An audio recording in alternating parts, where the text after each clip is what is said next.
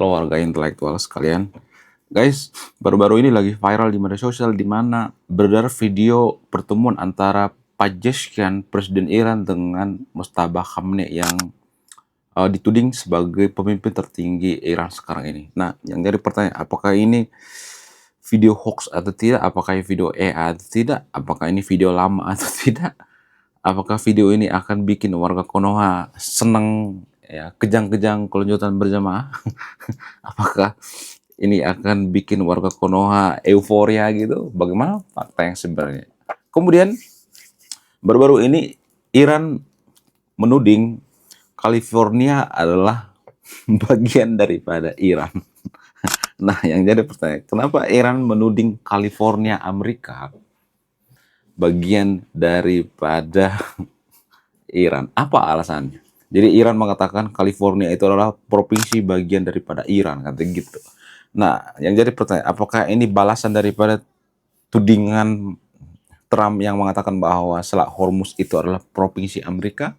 Bagaimana fakta yang sebenarnya?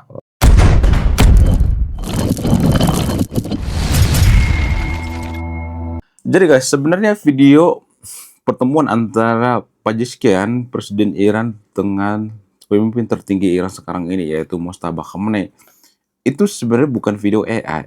Tapi setelah saya riset, itu video lama, bukan video baru-baru ini, bukan video pertemuan yang digadang-gadang dia bertemu dengan Mojtaba Khamenei.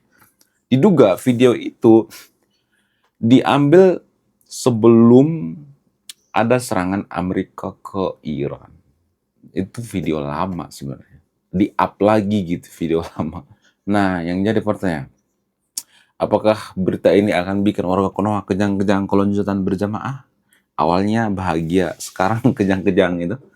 Jadi ada berbagai cara dilakukan oleh IRGC supaya Iran itu terlihat kuat gitu ya, supaya Mojtaba Khamenei itu kelihatan hidup gitu. Padahal pada faktanya 99% Mojtaba Khamenei itu sudah mutiara, sudah koit, sudah tewas, sudah meninggoy gitu. Sudah nggak ada lagi, sudah almarhum. Tapi warga Konoha nggak percaya. Kenapa? Karena mereka akan kecewa gitu. Lalu Pezeshkian kemarin ketemu sama siapa? Ketemu sama arwah gitu, bukan sama Mojtaba. Kalau ketemu sama Mojtaba itu biasanya pakai surat guys, pakai tulisan tangan gitu. Ada sebuah lubang, ya, lubang segini nih. Nah, suratnya dari situ tuh ya. Mirip-mirip seperti orang Katolik di Eropa zaman dulu gitu.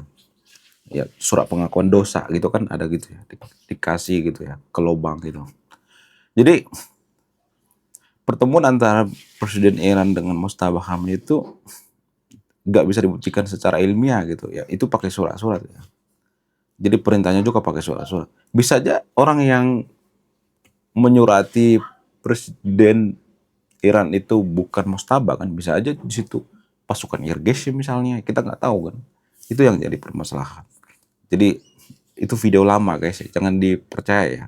Karena warga Konoha itu yang sangat percaya dengan video-video AI. Kalau video AI itu menguntungkan bagi kelompoknya.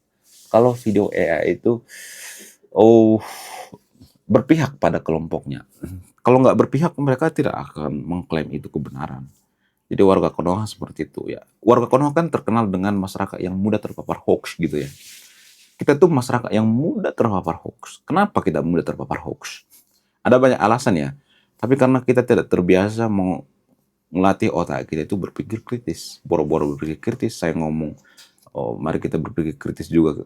Warga Konoha sudah banyak yang kejang-kejang kelonjotan berjamaah. Boro-boro berpikir kritis gitu. Saya kritik agama aja sudah banyak yang kelonjotan gitu. Jadi ini sangat-sangat disayangkan ya. Kemudian selain itu, Iran mengklaim bahwa California itu wilayah daripada Iran. Nah, yang jadi pertanyaan, apakah ini serius atau tidak? Ini cuma bercanda-bercandaan, saudara. Ini nggak serius, saudara. Sama seperti Trump. Trump juga bercanda kok. Nggak mungkin dia mencampur Selat Hormuz. Nggak mungkin lah. Kecuali Iran menjual, boleh-boleh aja, ya kan? Ya, Iran kan nggak menjual Selat Hormuz. Kalau Selat Hormuz dijual, mereka alasan blokade apa? Nggak ada kan. Jadi kekuatan Iran sekarang itu ya Selat Hormuz. Ya, bisa dikatakan Selat Hormuz. Walaupun tidak terlalu berpengaruh ya, karena diblokade balik oleh Amerika gitu. Itu tuh mencekik banget ya bagi Iran. Kemudian kenapa perang kali ini lebih ke menekankan yang namanya perang jangka panjang gitu ya, bukan jangka pendek lagi. Jadi Amerika sekarang kan nggak buru-buru menang gitu ya. Bahkan ada informasi yang mengatakan bahwa perjanjian damai antara Iran dan Amerika itu sudah tidak diperpanjang lagi gitu ya. MOU-nya sudah tidak berlaku lagi gitu. Dan kalau saya perhatikan yang kelonjotan sekarang itu Iran gitu. Mereka tuh oh, lebih berpengaruh ya kalau ditekan menggunakan ekonomi, bukan menggunakan militer. Karena Amerika paham ya, mereka mempelajari gitu ya, orang-orang Amerika mempelajari atau jenderal-jenderal Amerika mempelajari. Iran itu memang saya harus mengakui terbiasa berperang dari dulu sampai sekarang. Walaupun ideologinya beda ya. Iran kan zaman dulu kan punya ideologi Zoroaster. Ideologi Zoroaster kan lebih bagus lah daripada ideologi sekarang. Ideologi sekarang kan nggak terlalu bagus. Kenapa saya mengatakan seperti itu? Ideologi Iran sekarang itu kan ideologinya itu hanya memperbanyak anak gitu ya, memperbanyak rudal odong-odong gitu ya, memperbanyak masalah gitu, memperbanyak orang yang meninggoy gitu, ada orang yang demo langsung dieksekusi gitu. Jadi nggak bagus ideologi yang sekarang ini. Ideologi yang bagus itu adalah ideologi Zoroaster. Jadi Iran itu cocoknya sama Zoroaster, bukan ideologi sekarang ini. Saya juga nggak paham ya kenapa Iran itu menganut yang namanya ideologi yang sekarang ini. Sangat keliru gitu ya. Coba kalau Iran itu kembali ke ajaran luhur mereka, Zoroaster, ya mereka pasti berjaya. Ya mirip-mirip seperti Majapahit dan Sriwijaya lah. Kisah Iran dan kisah Konoha itu kan 11-12. Dulu Persia kuat karena apa? Karena dipengaruhi oleh Zoroaster. Ada banyak faktor sebenarnya selain Zoroaster. Faktor teknologi gitu ya. Zaman Persia kan zamannya mereka itu punya teknologi. Zaman sekarang itu Persia itu setara dengan China, guys. Ya, bahkan salah satu peradaban paling tua itu peradaban Persia gitu. Mereka perang hampir ribuan tahun gitu sama Romawi, bayangkan. Sampai ribuan tahun, guys. Nggak ada capek-capeknya. Ya, Konoha sehari 2 hari juga perang udah capek kan. Kalau Persia dulu enggak, kagak ada capek-capeknya. Cuman mereka mengganti ideologi mereka. Saya nggak tahu apa alasannya. Karena faktor invasi. Invasi dari orang-orang Arab zaman dulu gitu ya. Jadi abad ke-7 ada orang-orang Arab menginvasi Persia, lalu mereka mengkonversi agama mereka gitu. Mengkonversi agama Zoroaster ke agama Muslim sekarang ini bisa dikatakan nggak secara paksa, tapi secara halus. Ya, dengan cara apa? Dengan cara membayar jizyah. Jadi orang-orang Persia zaman dulu tuh di zaman kekhalifahan bayar jizyah. Kalau nggak masuk ke agama Islam ya bayar gitu. Dan orang-orang Persia berpikir rugi dong. Ya mending bayar aja lah. Ya, mending masuk aja lah ke agama Muslim daripada bayar-bayar terus, capek bayar-bayar terus gitu ya. Sama kayak pajak kendaraan gitu, ya kan? Kalau kita disuruh bayar pajak itu lebih tinggi daripada orang lain atau orang lain nggak bayar pajak, kita bayar pajak gitu. Kita bisa pindah juga kan. Itu strategi yang sangat licik menurut saya pribadi. Tanpa kita sadari. Itulah yang terjadi di Persia. Kenapa Persia sekarang itu diinvasi oleh ideologi baru gitu. Kemudian bagaimana dengan Konoha? Konoha juga kan seperti itu. Zaman Majapahit itu kita tuh masih menganut yang namanya ideologi Hindu-Buddha, yaitu budi pekerti. Bahkan Mongol menginvasi Pulau Jawa gagal total. Kenapa? Karena kita punya ideologi budi pekerti gitu ya. Kita punya ideologi yang sangat bagus gitu. Kita tidak punya ideologi-ideologi yang aneh-aneh atau yang dari luar gitu. kita punya jati diri. Budi pekerti itu kan tidak murni produk Hindu Buddha, tapi itu berasimilasi dengan produk lokal gitu, dengan agama lokal gitu.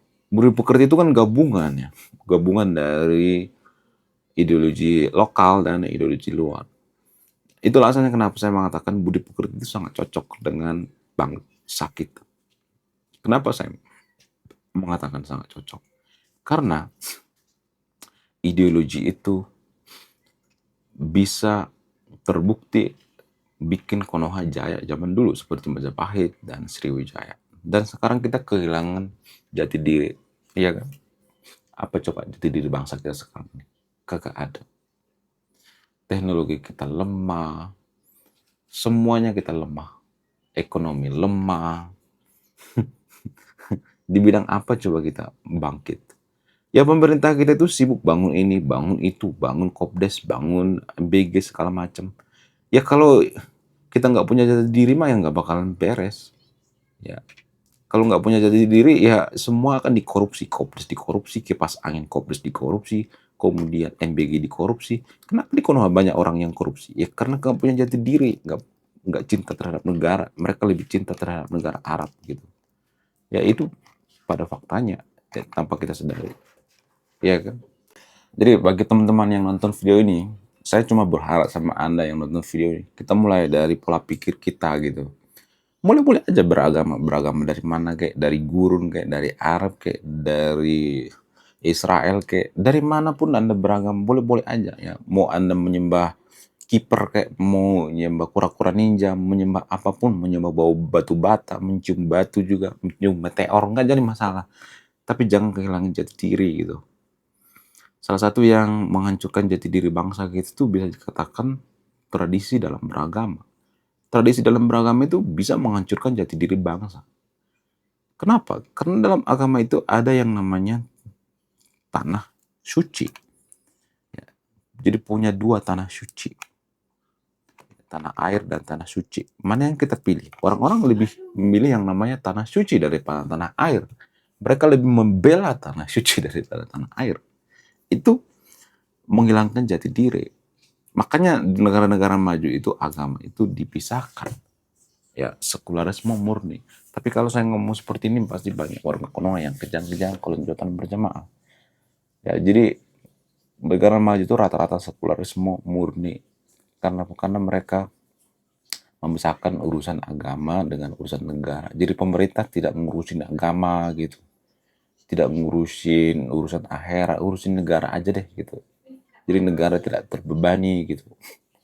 Ya, ya mungkin ini agak sensitif, tapi ya mau nggak mau ya ini jalan untuk kemajuan gitu.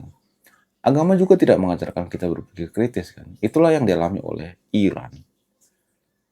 Ya ideologi agama yang mereka anut sekarang itu kan nggak mengajak orang berpikir kritis gitu. Justru mengajak mereka itu membenci bangsa lain gitu.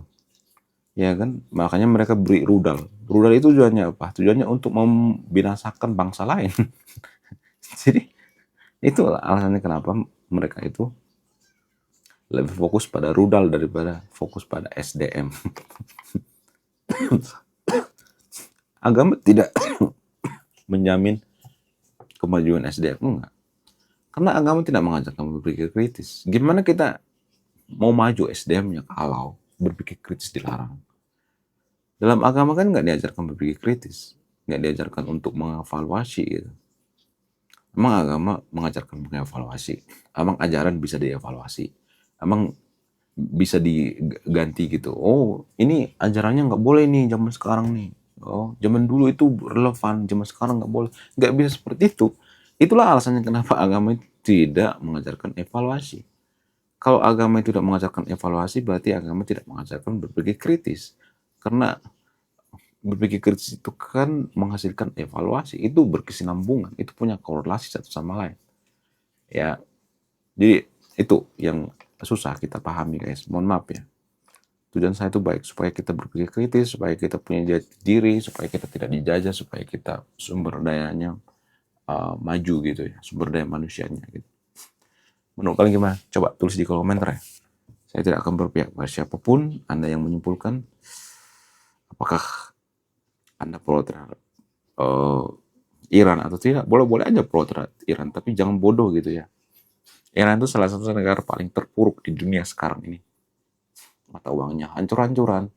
Masa kita harus meniru sistem pemerintahan yang gagal ya? Yang benar aja. Menurut kalian gimana? Coba tulis di komentar ya. Jika video ini, saya warga intelektual dan rasional.